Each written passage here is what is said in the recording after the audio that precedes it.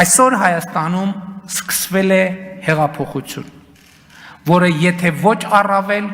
առնվազն նույնքան կարևոր է, որքան 2018 թվականի ժողովրդական ոչ բռնի Թավշյա հեղափոխությունը, եւ այդ հեղափոխությունն էլ է ավարտվելու ժողովրդական հաղթանակով։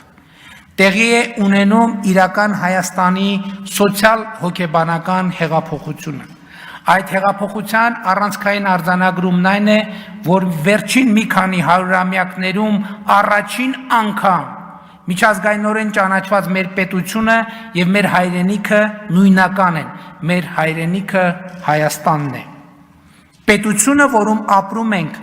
նույնպես Հայաստանն է։ Ընդդիմությունը այդպես էլ չի ընդունում սա, չի հասկանում, թե ինչ է նշանակում հայրենիքը պետությունն է կարգախոսը եւ ինչ բացատրություն ունի։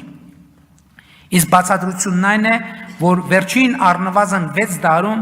մենք ապրել ենք մի իրավիճակում, երբ մեր հայրենիքը եղել է Հայաստանը, իսկ պետությունը Պարսկաստանը։ Հայրենիքը եղել է Հայաստանը, պետությունը Օսմանյան կայսրությունը։ Հայրենիքը Հայաստանը, պետությունը ռուսական կայսրությունը։ Հայրենիքը Հայաստանը, պետությունը Խորհրդային Միությունը։ Եվ ինչպես Պարս թվարկումը ցույց է տալիս, պետությունը հիմնականում ատելի է եղել մեզ համար, իսկ հայրենիքը սիրելի ու խեղճ ու կրակ։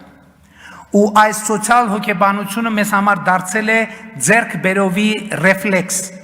ատելություն պետության եւ նրա ատրիբուտների ու կառուցակարգերի նկատմամբ, հուսահատ եւ անկանոն սեր հայրենիքի նկատմամբ։ Սա է պատճառը, որ ընդդիմությունը հուսահատ աղաղակում է.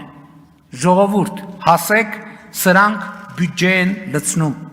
որովհետեւ բյուջեն եւ հարկը պետական ու պետության ատրիբուտ են եւ հետեւաբար ենթագետակցորեն կամ ձեռքբերովի ռեֆլեքսի համաձայն ատելի։ Նրանք չեն ուզում, որ այստեղ պետություն լինի։ Նրանք ուզում են, որ այստեղ լինի հայրենիք, որովհետև հայրենիքը պետական սահման չունի, իսկ պետությունը ունի։ Հայրենիքը քրեական եւ քաղաքացիական օրենսգիրք չունի, իսկ պետությունը ունի։ Հայրենիքն ի վերջո հարկային օրենսգիրք չունի, իսկ պետությունը ունի։